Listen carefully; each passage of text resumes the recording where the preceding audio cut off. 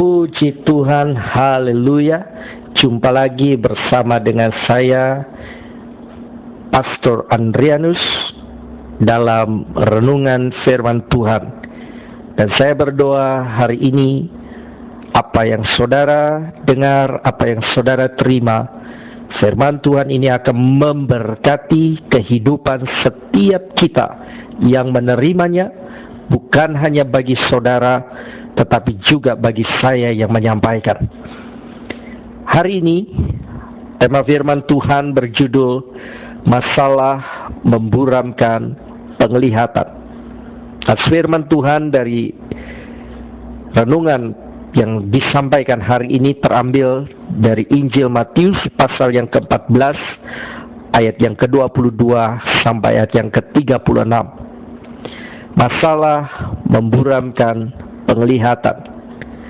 Saudara-saudara, mari kita sama-sama menyimak dan memperhatikan apa yang menjadi renungan kita hari ini.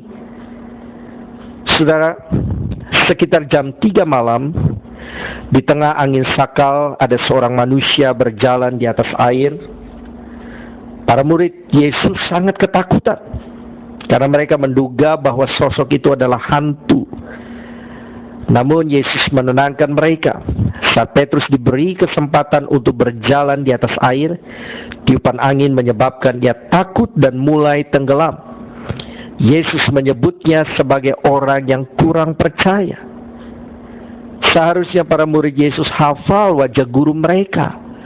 Namun kondisi saat itu tidak memungkinkan mereka mengenali Yesus.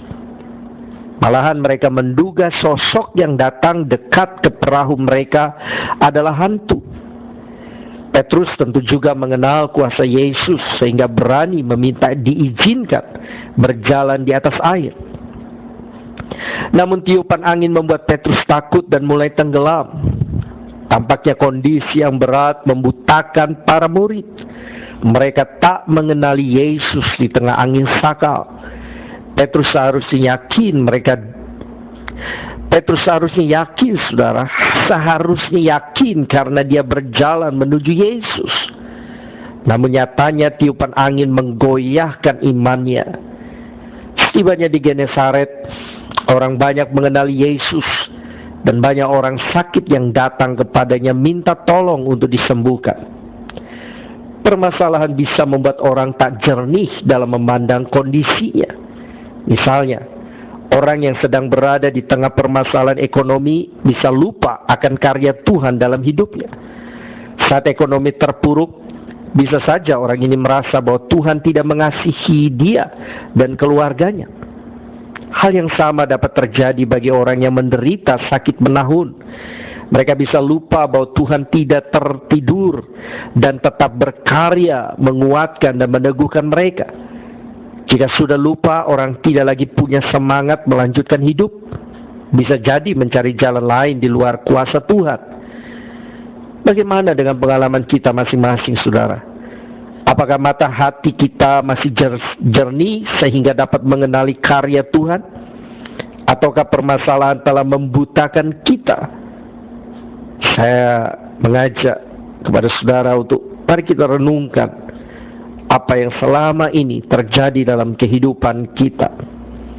Selama kita menghadapi pergumulan persoalan dalam hidup ini, apakah mata hati kita masih jernih sehingga kita dapat mengenali karya Tuhan? Ataukah permasalahan telah membutakan kita? Berdoalah supaya Tuhan memampukan kita memiliki kejernihan hati melihat hidup ini dan tidak takut menjalaninya. Karena bersama dengan Tuhanlah kita akan cakap tangan segala perkara. Bersama dengan Tuhan kita raih kemenangan. Bersama dengan Tuhan kita punya pengharapan. Kita punya jaminan dan kepastian. Yesus mengasihi. Yesus memberkati setiap kita sekalian. Puji Tuhan. Amin. Tuhan Yesus memberkati.